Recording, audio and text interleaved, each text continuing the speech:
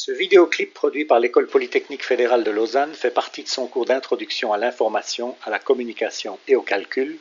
Il s'inscrit dans le deuxième module de ce cours qui porte sur les notions d'échantillonnage et de reconstruction de signaux, puis introduit les notions d'entropie et de compression de l'information.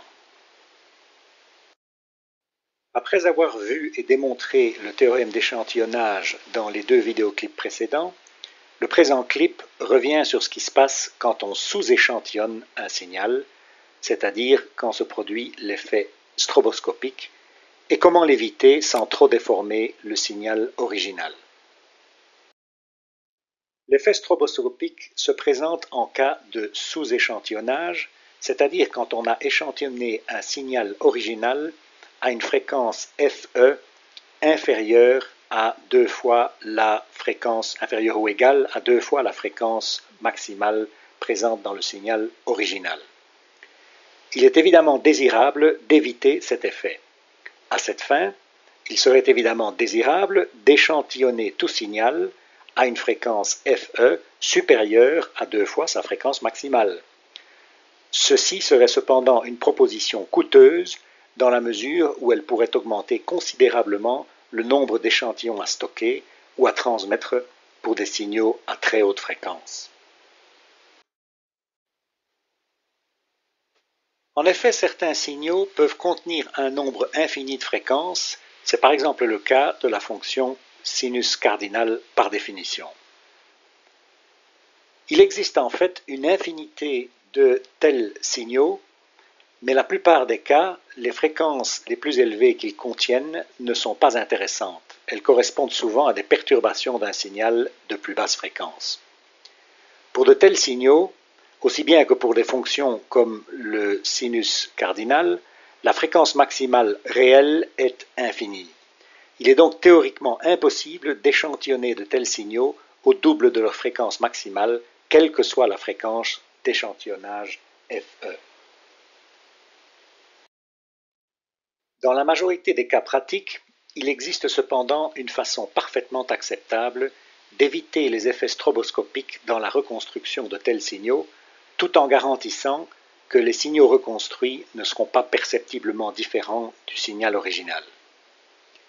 Cette façon de procéder consiste à filtrer le signal original avant de l'échantillonner à une fréquence acceptablement basse pour en éliminer les plus hautes fréquences, typiquement inintéressantes, qui seraient sinon sous-échantillonnés et causeraient le fameux effet stroboscopique. À cette fin, on filtre donc le signal original avec un filtre passe-bas dont la fréquence de coupure FC est inférieure à la moitié de la fréquence d'échantillonnage FE désirée. Ensuite, on échantillonne le signal filtré à la fréquence FE intentionnée. Il en résulte alors une série d'échantillons qui peuvent sans problème être utilisés pour une reconstruction par interpolation. Il est évident que le signal ainsi reconstruit ne contient fatalement pas les plus hautes fréquences qui ont été filtrées du signal original. Mais on a assurément évité tout effet stroboscopique. Pour nous convaincre qu'un filtrage préalable à l'échantillonnage est une façon adéquate de procéder, voyons ce qu'elle donne tant sur le plan visuel que sur le plan auditif. Écoutons d'abord un extrait de jazz original échantillonné à 44 100 Hz, qui est la fréquence officielle des compact disques, et suffit à produire un son hi-fi, puisque l'oreille humaine n'est de toute façon pas capable de percevoir des sons au-delà de 20 000 Hz.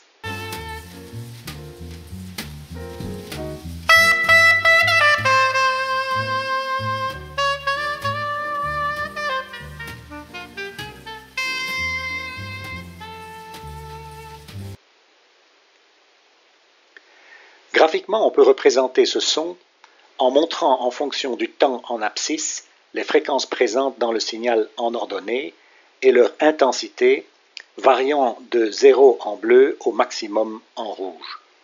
On voit bien que ce signal contient des composantes d'amplitude certes faibles en jaune, mais de fréquences allant jusqu'à 20 000 Hz en bas du graphique. Maintenant, écoutons ce même extrait s'il avait été sous-échantillonné à seulement 8820 Hz.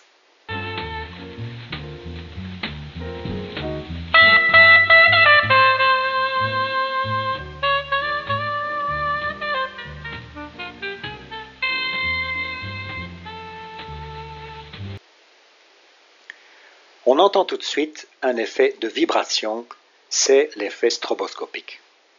La reconstruction du signal par interpolation a généré des composantes factices qui étaient absentes du signal original et se matérialisent par des sons donnant cet effet de vibration. Cet effet stroboscopique est aussi visible graphiquement. Les fréquences entre 8820 et 44100 Hz ayant été sous-échantillonnées, la reconstruction les a écrasées de façon gênante dans le bas du graphique, c'est-à-dire dans le haut de la gamme des fréquences. Réécoutons maintenant le signal original.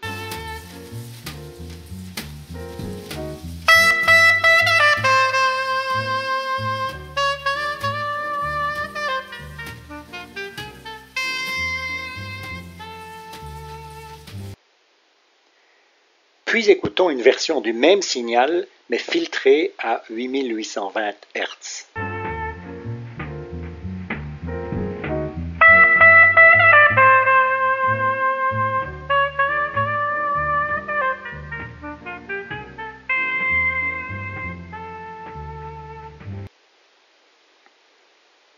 On entend évidemment tout de suite que le son semble plus grave.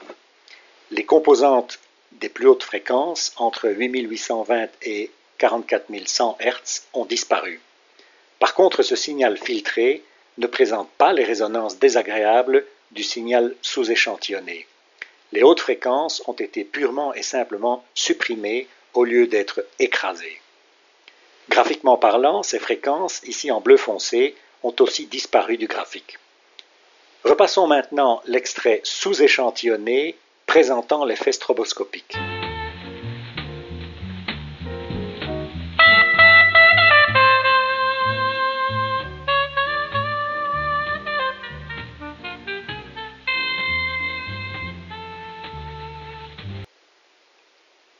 Puis écoutons la version reconstruite après filtrage à 8820 Hz.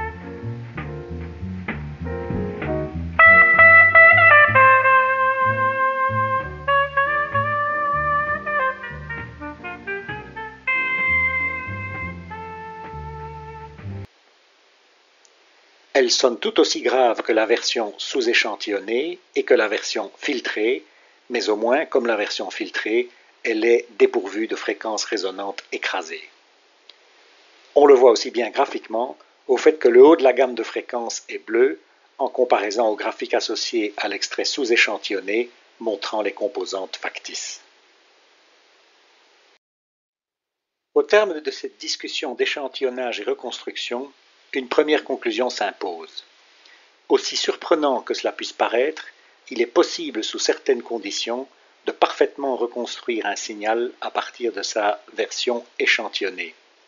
Pour cela, il faut et il suffit que la fréquence d'échantillonnage soit au moins double de la plus haute fréquence présente dans le signal original. À défaut, on aurait un effet stroboscopique, mais on peut toujours l'éviter à condition de filtrer le signal original avant de l'échantillonner pour en supprimer les fréquences supérieures à la moitié de la fréquence d'échantillonnage. Une seconde conclusion est que ces découvertes concernant l'échantillonnage et la reconstruction de signaux ont eu un impact considérable sur les techniques de stockage et de transmission de l'information.